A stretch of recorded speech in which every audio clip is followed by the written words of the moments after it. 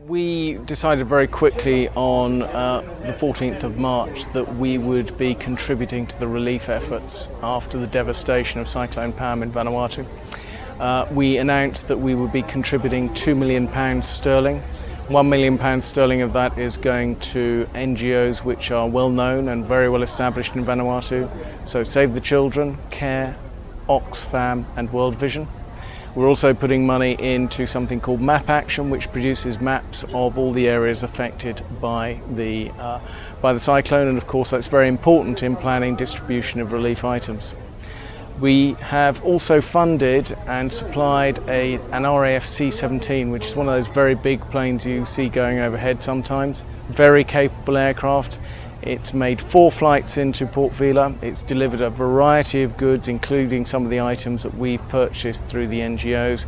So relief items like shelter, tarpaulins to put above families' heads to provide shelter and relief from the sun, mosquito nets, because obviously there are more mosquitoes around, clean water, food, and all the utensils you need to be able to make a home out of very difficult circumstances.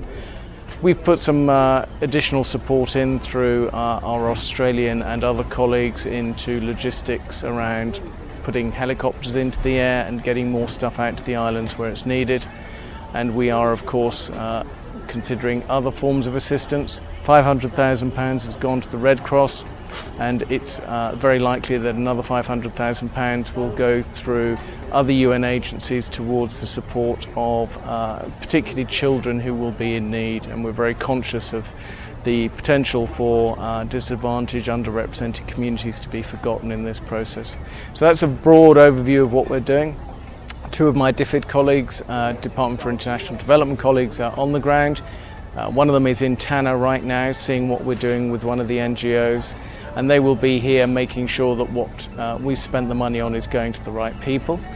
We're confident in the NGOs we're working with, we're confident in the agencies we're working with, and we're also confident in the National Disaster Management Office, and this is probably the right time for me to say on behalf of my government that we are extraordinarily grateful to the Ni Vanuatu who helped our British nationals who were caught up in the cyclone. We've now resolved all of our consular cases. Each of those people that I've spoken to, including some very young volunteer teachers, were incredibly complimentary about the way that they were treated here and looked after here. They all want to go back to what they were doing, which is teaching out in the islands. And we've been incredibly impressed. I think everybody who's been here has been deeply impressed by the way the Ni Vanuatu themselves have reacted, and they're clearing up and are getting on with it. This has created a very positive impression of what the Ni Vanuatu can do and are doing for themselves, and we just hope that the aid will help get them back on their feet.